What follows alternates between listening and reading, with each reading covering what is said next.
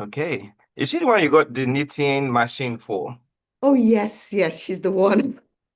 Okay, Yeah. that's fine. Are we good to go? Knowledge, can we start? Yes, please. You can go on, sir. Okay. Okay, thank you very much. Right, we're jumping straight into it. We're going to try our best to make this as fast as possible, so that we can all get back to our children, including Utibe. Good afternoon, everyone, and welcome to this IBA First virtual conversation. It's titled Geography of Belonging, Finding Home in a Place of Exile. And I am Su Swedi Magema. I'm delighted to be moderating this conversation for the inaugural IBA Fest under the theme, The Past as Prologue to the Future. Now, today we have two incredible women whose work and life journeys crisscross continents, generations and genres, and who remind us that truly home is not always a location, but often a rhythm of the heart.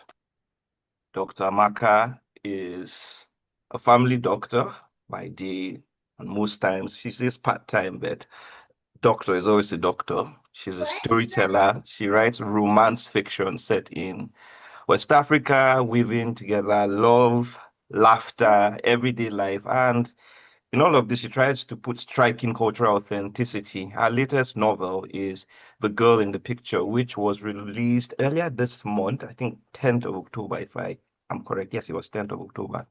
And then there's Victoria Princewill, super scholar, Oxford educated writer and thinker, she who brings historical depth and philosophical reflection to her fiction.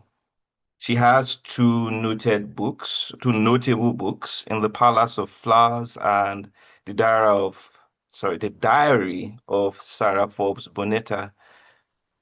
So, together, the three of us would be exploring belongings, heritage, humor, and the many ways we make meaning of home, even when we are far from it, or when we've created home in a different place that speaks different from what our heritage is. So, without wasting time, since we have only 45 minutes, my first question to the both of you is, we'll start with Amaka, of course. You both straddle different worlds. Amaka was born and raised in Nigeria, but now is based in England. In fact, I think that 5-year-old you just heard about was born in England here too. And Victoria was born in England, yet is deeply rooted in Nigerian heritage. How has this duality shaped your sense of home? And do you ever feel you belong more in one place than the other, or is home something you carry with you? Um, I moved to England as a fully formed adult. I was 27.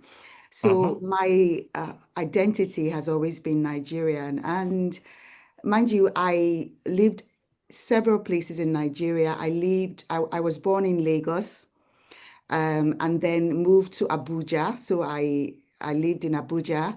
I also went to school in University of Benin, and I know a bit of the East because I'm Easterner, and I had my secondary school in the East as well. So I was truly, in every sense of the word, Nigerian. So moving here did not change my identity. I I'm just a Nigerian who lives in the UK. So I really would say I identify more as a Nigerian. Okay. Well said.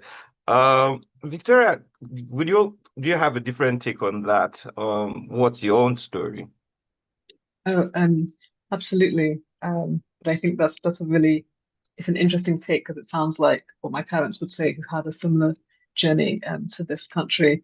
First of all, thank you for having me and in the first and thank you for this really incredible topic. It's the kind of thing that I love to talk about. I'm sure you can tell Uh-huh. from my writing. Um, I would say that for me, what you touched upon is exactly it.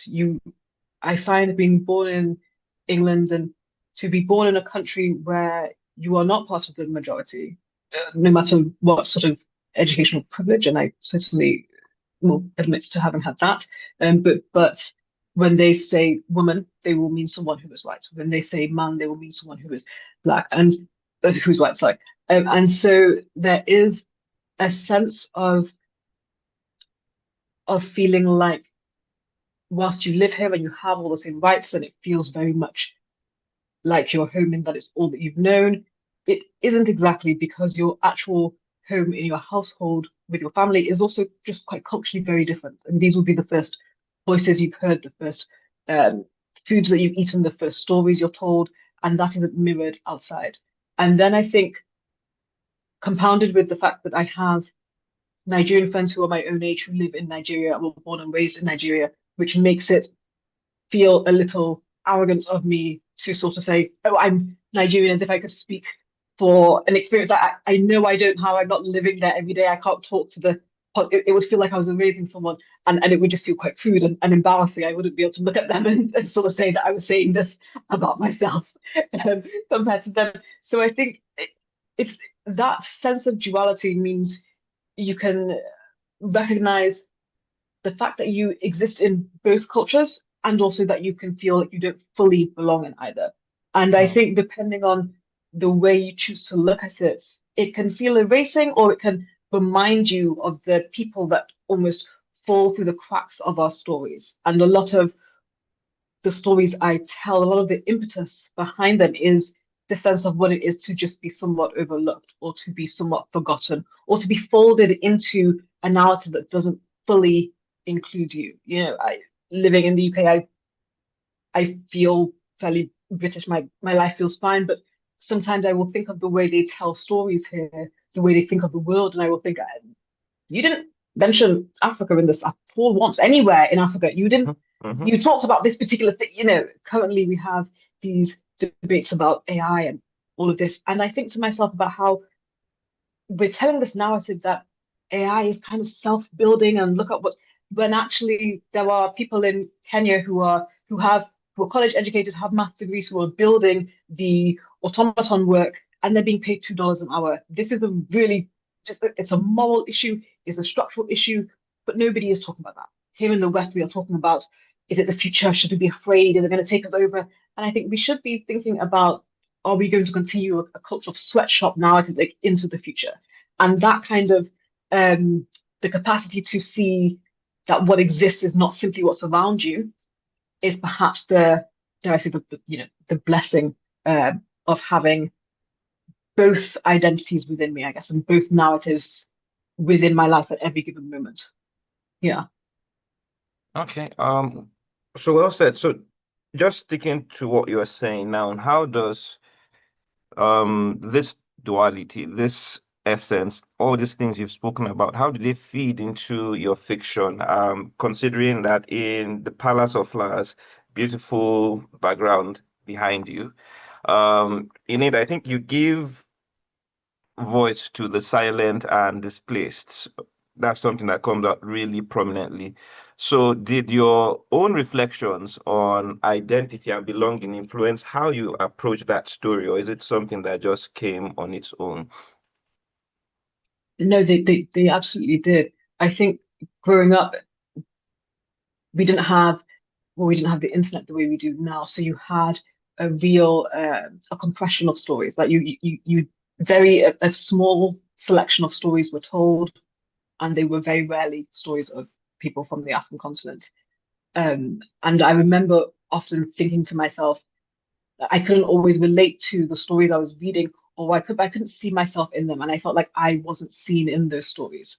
And I would often think about I would think about what it meant to exist in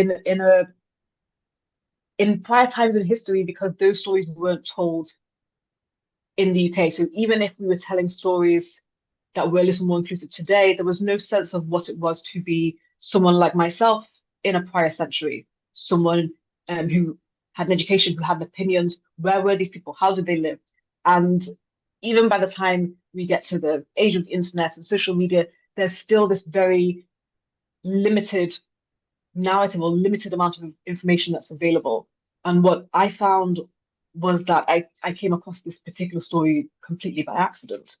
I came across photos in The Guardian by this archivist called Pedram Kozvonjad, who's an Iranian academic. And these were photos that the Shah of Iran had taken of people that he had enslaved. And they were educated and enslaved. And so suddenly you had this opportunity to think about what it would feel like to have this exile experience, but also coming from the perspective of someone who definitely had introspection, who definitely was prized for these things. And even the fact that they were enslaved was very different from the transatlantic slavery that we know of, the slavery that is chattel slavery, that is focused on people's bodies.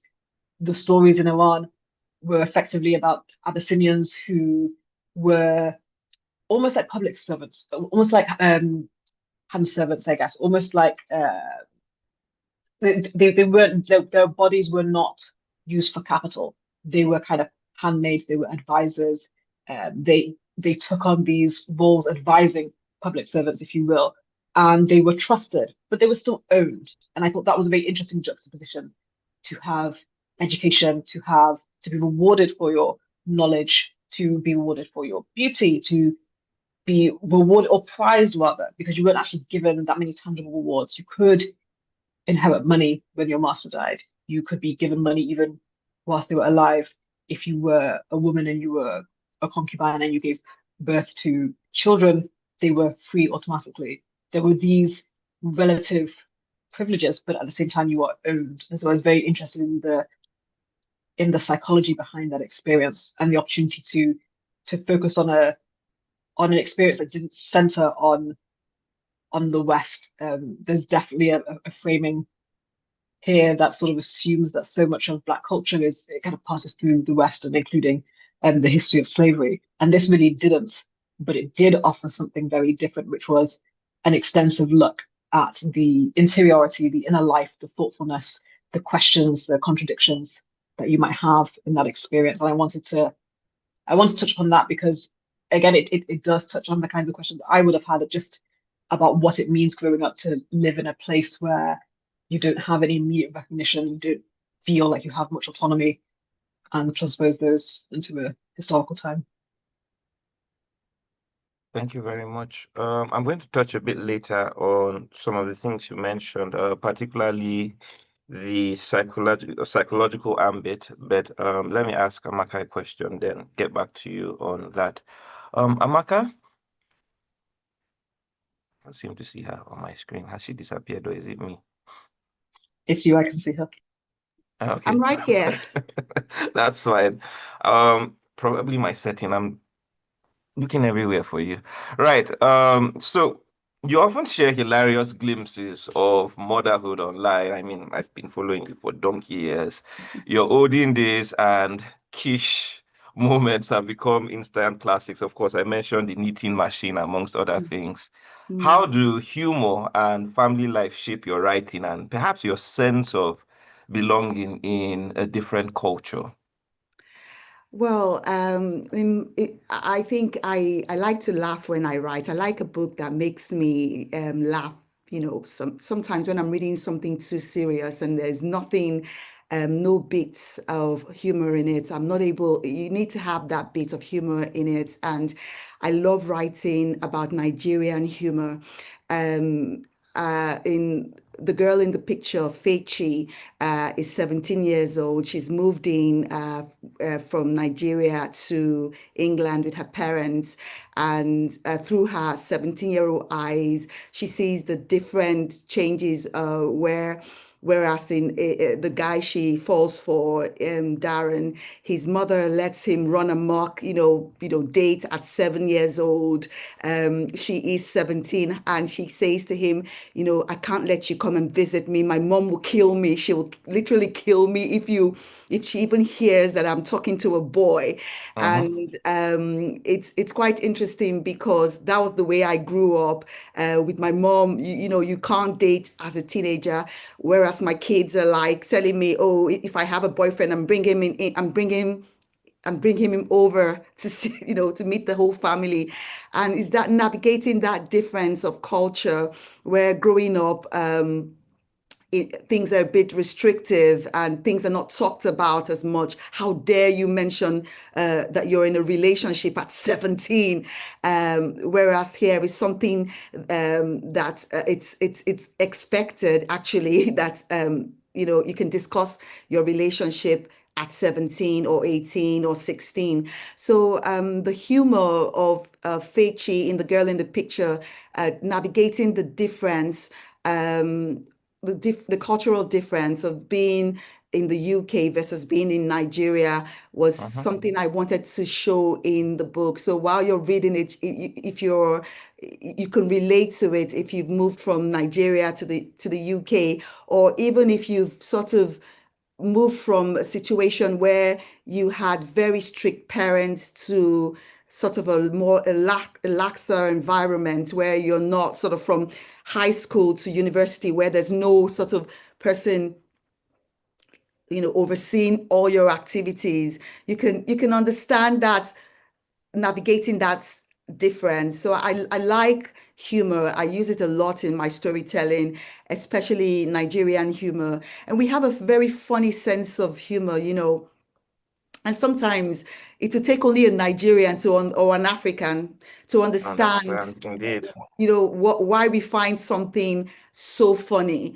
And sometimes it can be crude, but it is something that we grew up with. So yes, I definitely infuse humor to my stories, and particularly Nigerian African humor.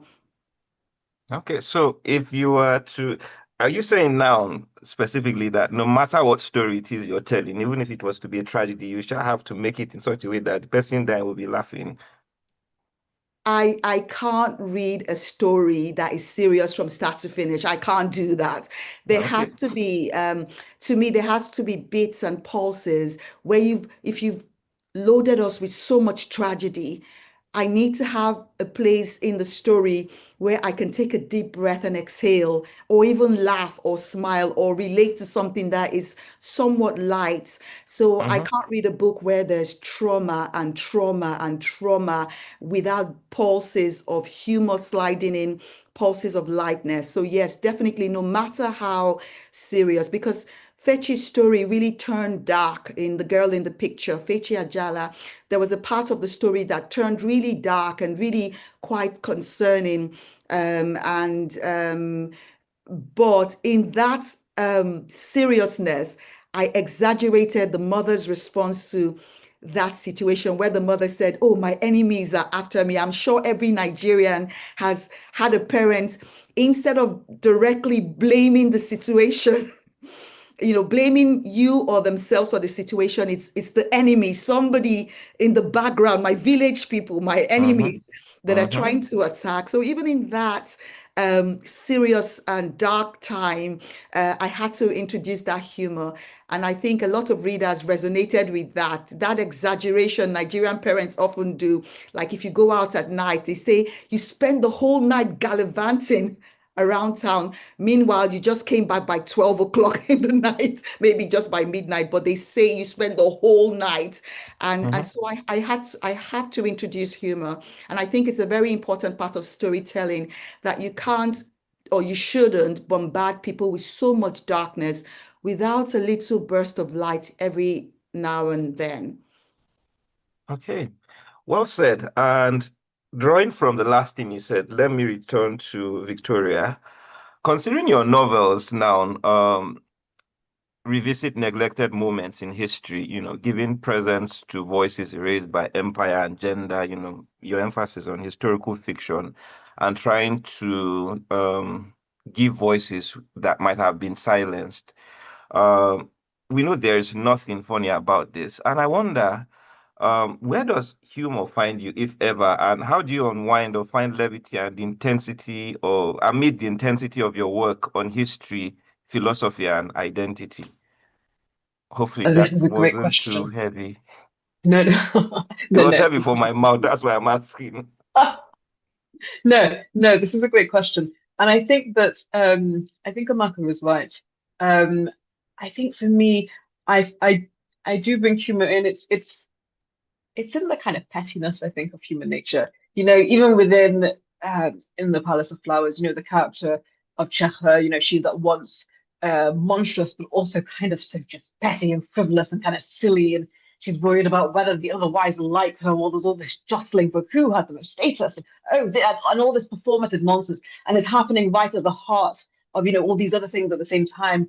And I think the subjectivity of everyone's experience means that you have both these, you can have these grand ideas, but you also live as just an actual person. And maybe you're trying to seem better than that other person. And maybe you've got some, what often seems like grand politics can just be sort of petty vanity and posturing and all these things. And that's actually also a big part of what I wanted to do with these stories, also with the Diary of Self, with Bonetta, because again, she is this woman, she has a traumatic background. She comes in, she's the ward of Queen Victoria, and she's known to be very clever. She has a lot of privilege. She is a bit entitled. She's a bit, but she's also an adolescent. Her concerns are at once grand and also just a bit, a bit micro. And so there's this duality there where you have this sense of how people are navigating the world at scale with all these things we know, and the reality of what it is to just be a person. And that's a big part of what I think is often denied to Black people in our story and history. It is not a matter of, oh, we were downtrodden and now we must be great, nice. But, no, we were dehumanized and now we get to experience the whole frame of humanity, which is petty, ridiculous, silly, as well as, noble, curious, clever. It's all the things. And, with the character of Abimelech, a lot of people came to know he's really noble, and he is, but he also makes some particularly almost quite foolish mistakes. He almost lets his vanity kind of get in the way of certain things for himself. I remember when the book first came out, a lot of people messaged me and said, "Oh, this reminds me of my hypocrite uncle," and they were talking about this idea of this kind of sense of people, having these great ideals and then falling prey to their own kind of petty needs to get ahead and their own all of these things, and it was those little human hypocrisies that are just a part of everyone in. And I guess what's key to this for me is that when we think of when we think of things like oppression, which is very, very real and very, very systemic, we also forget that people are often oppressors in their own lives, in their own interpersonal relationships. These things don't just happen at some big, broad scale with these, specific racial or gendered lines. You have power dynamics everywhere, and people are jostling for this and pushing for that, and it can look dark, and it can just look awkward, or it can just be silly, or you can just be navigating it. And I think to me, the significance of using humor to lighten things and bringing humor in is that humor is often a way of being able to tell the truth without dragging people down. So I'm often not making light of something except just showing the way in which even these sort of great whatever people can just be a bit silly, petty, embarrassed, a bit awkward. Those are facets of human experience that no one can escape, and I think they ground us. Yeah, even when you're dealing with things that are sort of absurd or overwhelming. So yeah, that's how I do it. Well said. So we're going to do, considering we're meant to finish in about 20 minutes. 20 minutes might sound like a long time, but by the time you say something, speeds up time. So what I would want us to do is something close to a quick fire round. So you answer in one, two, or three sentences as fast as possible. I'll be alternating it. So I'll start with Amaka in this. What does exile mean to you personally? Is it physical displacement, cultural dissonance, or sometimes emotional distance? Or does exile not exist at all? Amaka. Exile means cultural displacement to me because it just means that. I don't consequences to saying the N word. Why? Ooh. How do you know? It just means that what I'm used to, I'm no longer used to. So Mm, food, friendships, laughter, kind of thing I'm used to. So I'm very different with my English friends than I am with my Nigerian friends. And that's mm. just what it means. Exile means to me that I'm culturally changing between two different sides of myself. Cool. Over to you, Victoria. Oh, I think I would say Exile is often is cultural. To me, it's a sense of feeling like you are estranged from a place where you would Mm. express yourself and feel understood. Okay. So what let's start with you this time now, Victoria. What has belonging come to mean? Almost the inverse of that, feeling at home in the world wherever you are. Oh, Amaka. It's being free to be myself wherever I am. Okay.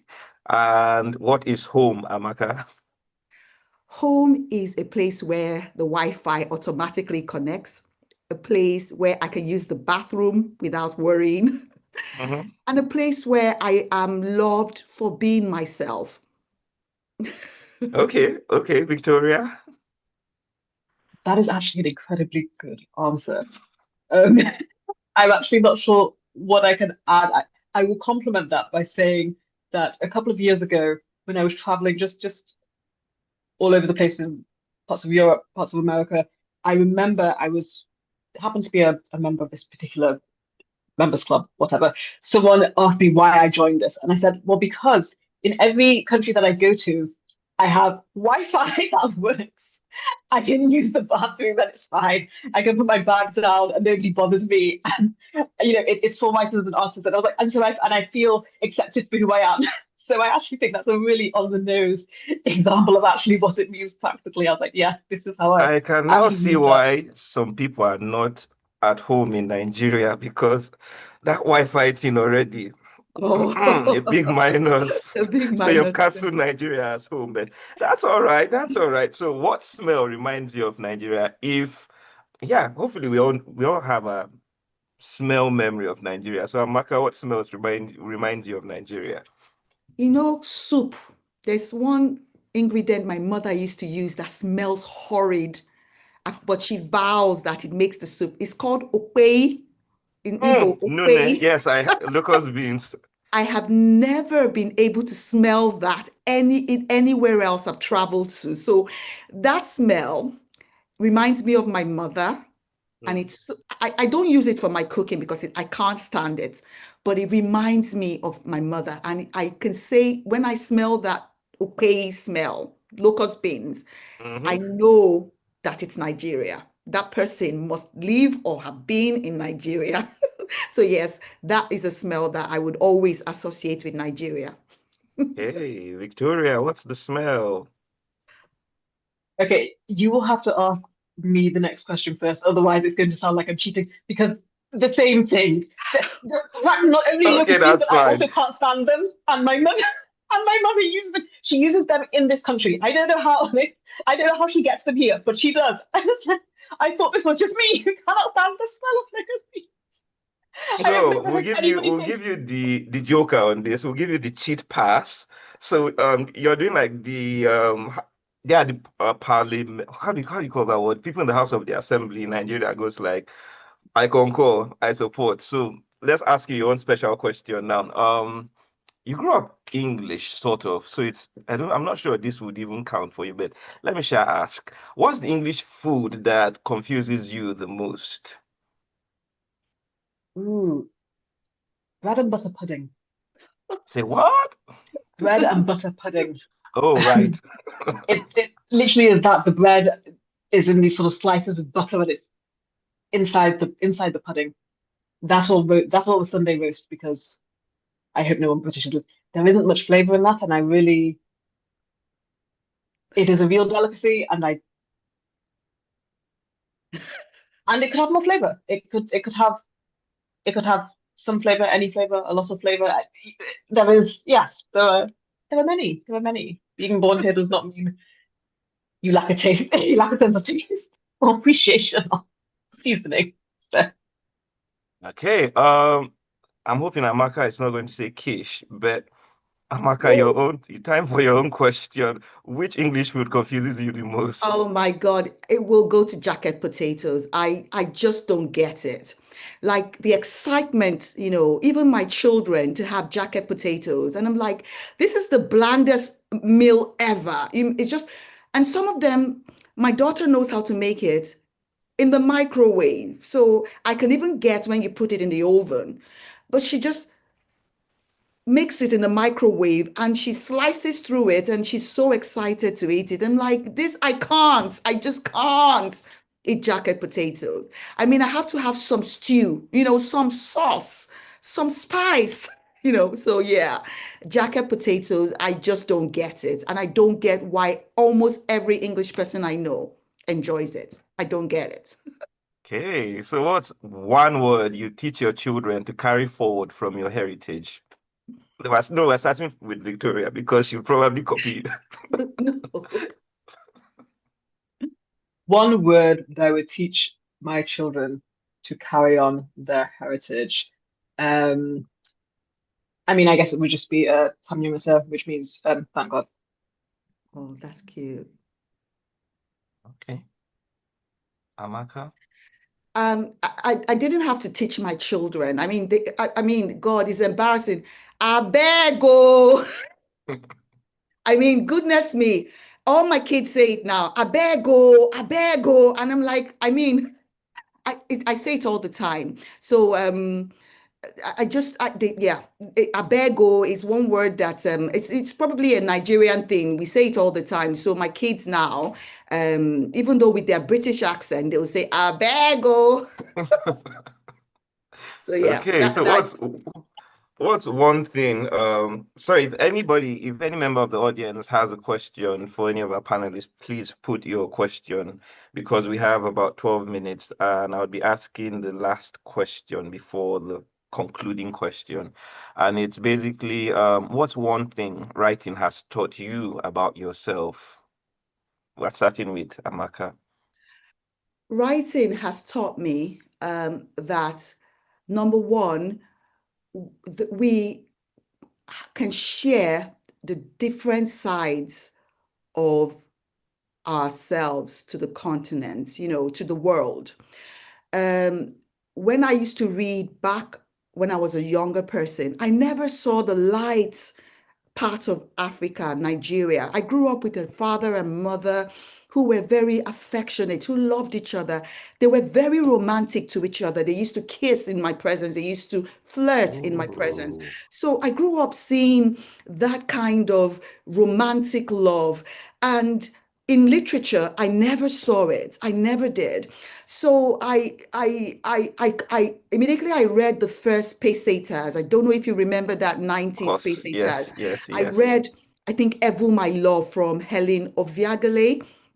I was like, I want this type of stories to show the light-hearted side. I don't want to read every time about war, Mm-hmm, about poverty, lack of education. I mm-hmm, wanted to also see educated Nigerians like my parents flirting, falling in love, and mm-hmm. being simple human beings. So writing has taught me that there is an audience, like I was an audience hungry for such stories, that there is an audience for those stories as well. So the way my books, even though I was self-published, was literally flying off the shelves. I got readers contacting me that time when there was Okada Books, Oh yeah. um, showed me so much that as much as I longed for that kind of likeness of Nigerians on print, on paper, there were other people who longed for it. So writing has showed me that I can actually do it, show that side of Nigeria or Africa that I longed to read when I was growing up. So that's what it has taught me. Well said. Um, and Victoria, Sure. I haven't answered those, not at all as rich and thoughtful. Writing, I think for me, it just taught me that I had more discipline than I realized. It taught me that I could really actually keep at something. The first novel was 120,000 words. I wrote this I wrote the first draft when I was 26. I did not at the time think, and I don't think anyone who knew me thought that I really had the capacity to tell that kind of story with having done that kind of research, and I didn't. And it gave me a lot of skills that I suspect many people might have had from an earlier age, but it really instilled in me a capacity for discipline, a mm, capacity for perseverance. It allowed me to recognize that I had that within me, that also it's not about completing something. You often have to come back and revise something. You often have to take time when it comes to a novel.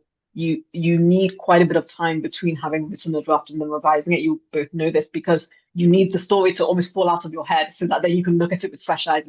And so it taught me patience in a world that says now, now, now, now. Indeed, It yeah. really gave me these hard skills, and I needed them to actually make the book into something I could be proud of. You couldn't kind of rush through it. So it kind of propelled me forward and held me back at the same time and allowed me, I guess, to learn what it was to hone something, to hone a craft, to develop something over time, to get confidence in my capacity to recognize pacing and storytelling and how it, takes shape. It really allowed me to come into my own in that way. Yeah. Well said. And since we are rounding up, I think the last question can, in conclusion, can basically be considering we've spoken about the geography of belonging, finding home in a place of exile, and trying to find. We've spoken about several things. We spoke about the historical exile, and trying to put that exile at home, like what you've done, and in a similar way, Amaka too, trying to resituate history in books, because like she mentioned, she said there are certain things. I remember growing up, I would see my dad carry my mom, on his back, and then tour her around. It was something that I really loved, but never saw in any book. So yeah, in her own way, she did that historical rebalancing and brought that exile into the book. So my last question now is, having discussed all of this, what's your take home for our listeners on this, on any other thing that you just want them to think over in, say, 2 minutes, because we have about 7 minutes to finish. So we're starting with you. No, let's start with Amaka, so that Victoria has enough time to craft her answer from historical fiction perspective.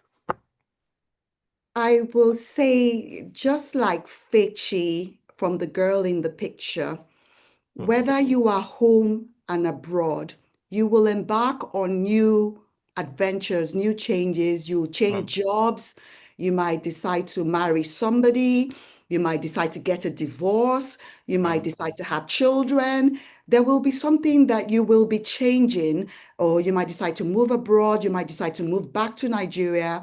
Whatever changes you're going to go through, you have to find that kind of community, a support system that will help you in that change. You can't be an island going through a change. So if you're thinking, I need to be divorced from a person who is abusive, or you're thinking, I need to get married, it's not the time to isolate yourself. It's the time to mm, find a support system. And Fechi, in my story, the girl in the picture, had to find that support system. Her friends in Nigeria, the friends she made in the UK, and the boyfriend she made in a sense. But she had to find a support system because change is difficult. And whatever changes you're going to go through, don't try to embark on it yourself. mm. Find a village, because it always takes a village first. It always does. So that's Well what I'll said. say. Well said. Powerful, powerful loading. All right, Victoria, can you give us your own final take too? Sure, and I will, as you said, bring in the historical fiction perspective, since apparently this is um, what you wanted. I would say that my final takeaway, or what I would hope people would take away, is the fact that the world is so much larger and there is so much more than we realize. Mm, And what I mean by this is, so often, whether it's in my own experiences or in one's own more broadly, you may want to do something or believe something is possible or wonder, and people will just tell you no. They haven't heard it, they've not come across it, so no.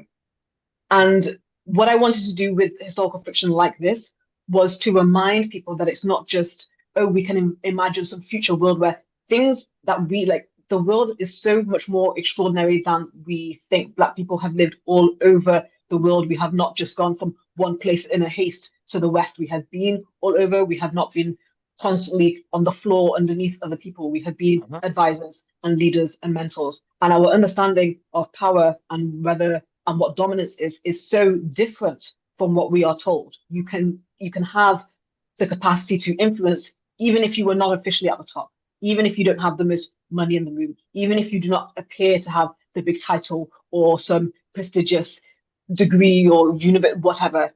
You can always show up and have more agency than you realize, because there is so much more in this world. There are so many different ways in which you can have lived, because it has already been done in the past. And I would hope that anytime we come across stories haven't that we haven't heard of before, what is significant about forgotten stories is they remind us not to just sink into what skeptics tell us or doomsday narratives suggest, or constraints because all we can see around us is this and there's this limitation, or we don't have that passport, or we're not from this place, or we need to embrace this one narrative of pride. We can be as individual as we like. We can be as communal as we like. We can choose our destiny in ways that people may not encourage us to, because people have done so 1,000 times before. And there is so much more to our existence than what we're told. So that's what I would say. True. Well said, well said. This is the one that I think people in this generation will say deep, deep, deep. So thank you very much, Amaka and Victoria, for Thank this you. beautiful, heartfelt conversation.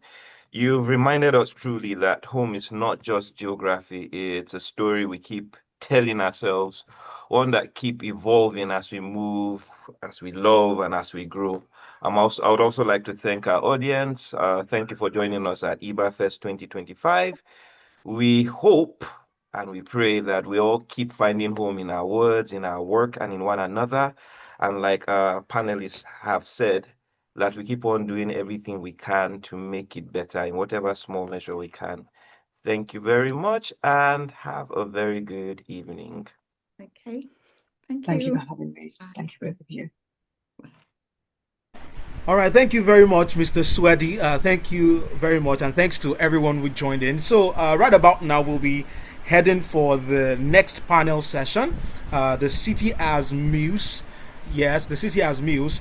How urban spaces inspire creativity and preserve cultural memory. So, the next the link is actually open. So, please, if you'd like to join in, yes, it's open, and we have everyone also waiting for you there. Thank you very much, and special thanks to Mr. Suswedi Veshma Agema. Can you please drop the link here as well? Yes, it's in the chat, sir. Oh. The link is in the chat, sir.